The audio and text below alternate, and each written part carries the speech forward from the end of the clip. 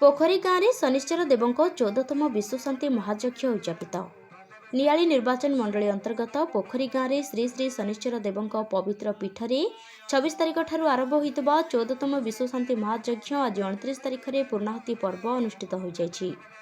एही उपलक्षे विभिन्न दिन में अंकुराधिवास, कलश यात्रा, सूर्यपूजा, मंडलादि, देवता पूजा, चंडी आहुति, आलती और पुष्पांजलि, सूर्यपूजा, गोपूजा, गीता आहुति, आलती, सर्वशेष पूर्णाहुति, प्रसाद सेवन और सांस्कृतिक कार्यक्रम अनुष्ठित होता।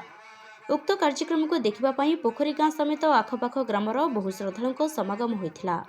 उक्त कार्यक्रम को श्री श्री शनिश्चर देव पूजा कमिटी और पोखरी गाँ ग्रामवासी वृंद परिचालना करथिले। प्रदीप्त कुमार दास का रिपोर्ट, जयदेव न्यूज।